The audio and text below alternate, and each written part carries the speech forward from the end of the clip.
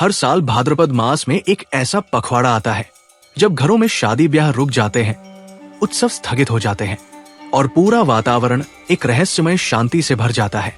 इसे कहते हैं श्राद्ध पक्ष या कनागत। लेकिन क्या आपने कभी सोचा है आखिर क्यों इन 15 दिनों में पूर्वजों की आत्माओं को पृथ्वी पर आने की मान्यता है? इसके पीछे कौन सा राज छुपा है? श्राद्ध पक्ष, जिसे पितृपक्ष अभी कहते हैं, भाद्रपद पूर्णिमा के अगले दिन से अमावस्या तक चलता है। मान्यता है कि इस दौरान हमारे पितरों की आत्माएं स्वर्ग से पृथ्वी पर आती है और अपने वंशजों से जल और अन्न की अपेक्षा करती है। इसे पितृ ऋण की पूर्ति का समय कहा जाता है। कहा जाता है कि यदि कोई इस काल में अपने पितरों का तर्पण करता है तो पितृ प्रसन्न होकर परिवार को सुख समृद्धि का आशीर्वाद देते हैं। दोस्तों, आज हम बताएंगे कि पितृपक्ष की, जिसे श्राद्ध या कनागत भी कहा जाता है, इसकी शुरुआत कैसे हुई। ये सिर्फ एक धार्मिक परंपरा नहीं, बल्कि हजारों साल पुरानी मान्यता है जिसकी जड़ें सीधे महाभारत से जुड़ी है। महाभारत में एक ऐसा योद्धा हुआ जिसने दानवीरता की मिसाल कायम की। जीवन भर उसने कभी किसी याचक को खाली हाथ नहीं लौटाया, लेकिन मृत्यु के बाद जब वो स्वर्ग पहुंचा तो वहां उसके सामने जो दृश्य आया उसने देवताओं तक को चकित कर दिया। ये कहानी है दानवीर कर्ण और उसी से जुड़ा है श्राद्ध पितृपक्ष का रहस्य। कर्ण सूर्यपुत्र, जिन्हें संसार दानवीर कर्ण के नाम से जानता है, राजा न होते हुए भी उन्होंने दान की ऐसी परंपरा बनाई कि दरवाजे पर आया कोई भी याचक खाली हाथ नहीं लौटा। सोना, चांदी, रत्न, यहाँ तक कि अपना कवच और कुंडल भी दान कर दिए। उनका जीवन युद्ध, त्याग और दान की गाथा से भरा था। लेकिन नियति का खेल देखिए, मृत्यु के बाद जब कर्ण स्वर्ग पहुंचे तो वहां उनके साथ एक अजीब घटना घटी। स्वर्ग में देवताओं ने कर्ण का भव्य स्वागत किया। उनके लिए सोने चांदी के महल, रत्नों की माला, अप्सराओं का संगीत, सब सुसज्जित था। लेकिन जब भोजन का समय आया तब कर्ण ने पाया कि उनके सामने अन्न की जगह केवल सोना और रत्न रखे गए हैं। कर्ण ने आश्चर्य से पूछा, ये क्या है? मुझे भोजन क्यों नहीं दिया गया?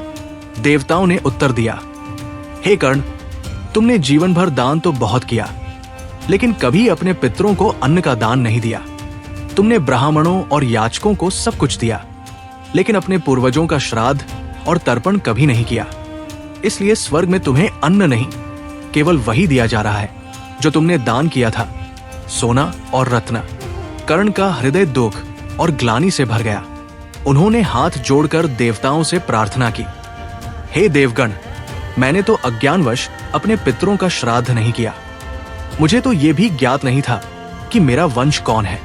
क्या मेरे जीवन भर का दान व्यर्थ हो जाएगा? देवताओं ने विचार विमर्श किया और कर्ण से कहा, हे कर्ण, तुम्हारी निष्ठा और दानवीरता व्यर्थ नहीं जाएगी। तुम्हें 15 दिन के लिए पृथ्वी पर वापस भेजा जाएगा। वहां तुम अपने पितरों का श्राद्ध कर सकोगे और उन्हें तर्पण दे सकोगे। और फिर कर्ण को 15 दिन के लिए पृथ्वी पर भेजा गया। उन्होंने अपने पितरों के लिए श्राद्ध किया, जल और अन्न का तर्पण किया, ब्राह्मणों और जरूरतमंदों को भोजन और दान दिया। कर्ण ने पहली बार महसूस किया कि पूर्वजों को तर्पण देना कितना महत्वपूर्ण है। उनका हृदय संतोष से भर गया। 15 दिन के बाद जब वे फिर से स्वर्ग लौटे तो उन्हें दिव्य अन्न प्राप्त हुआ। अब वे पूर्णतः तृप्त हो चुके थे। तभी से ये मान्यता चली कि हर वर्ष 15 दिन पूर्वज पृथ्वी पर आते हैं। इन दिनों उनके लिए तर्पण और श्राद्ध किया जाता है। भाद्रपद पूर्णिमा से अमावस्या तक चलने वाले इन 15 दिनों को श्राद्ध पक्ष या पितृपक्ष कहा गया। कहा जाता है कि इन दिनों किया गया तर्पण पितरों को तृप्त करता है और उनके आशीर्वाद से वंशज सुख, स्वास्थ्य और समृद्धि प्राप्त करते हैं। दानवीर कर्ण की ये कथा हमें सिखाती है कि केवल इस दुनिया में दान करना ही पर्याप्त नहीं, बल्कि अपने पूर्वजों को याद करना, उन्हें अन्न और जल अर्पित करना भी उतना ही आवश्यक है। श्राद्ध केवल एक कर्मकांड नहीं, बल्कि अपने पितरों के प्रति प्रेम और कृतज्ञता की अभिव्यक्ति है। और यही है श्राद्ध बटा पितृपक्ष का वास्तविक रहस्य। दोस्तों, अब आते हैं उस रहस्य और परंपरा पर जिसे श्राद्ध की आत्मा कहा जाता है। श्राद्ध केवल रस्में नहीं है, बल्कि हमारे पूर्वजों से जुड़ने का एक अदृश्य पुल है। पहली क्रिया है पिंडदान। आटे या चावल के गोलों को, जिसे पिंड कहा जाता है, धरती पर अर्पित किया जाता है। मान्यता है कि ये पिंड हमारे पितरों की आत्मा तक पहुंचते हैं, मानो वे स्वयं आकर इन्हें ग्रहण कर रहे हों। हर पिंड के साथ हम एक मौन प्रार्थना करते हैं, हे पूर्वजों, हमारा आहार स्वीकार करें और हमें अपना आशीर्वाद दे। दूसरी क्रिया है तर्पण। जल में तिल, कुश और पुष्प डालकर मंत्रों के साथ अर्पण किया जाता है।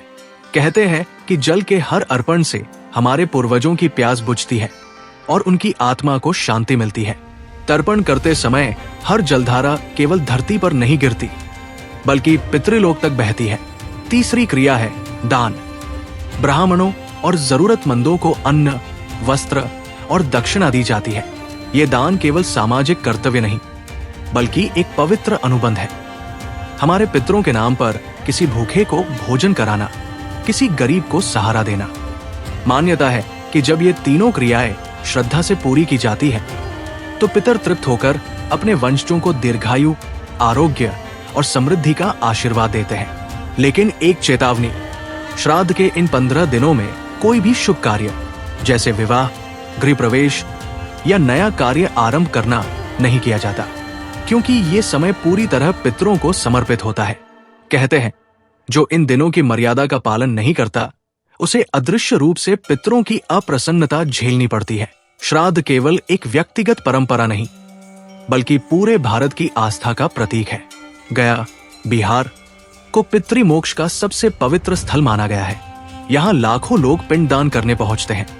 वाराणसी, उज्जैन, हरिद्वार जैसे तीर्थ स्थलों पर भी श्राद्ध के विशेष अनुष्ठान होते हैं। राजस्थान में इसे कनागत कहा जाता है, जहां इस दौरान लोग अपने पितरों के लिए विशेष पकवान बनाते हैं। श्राद्ध केवल कर्मकांड नहीं, बल्कि कृतज्ञता का भाव है।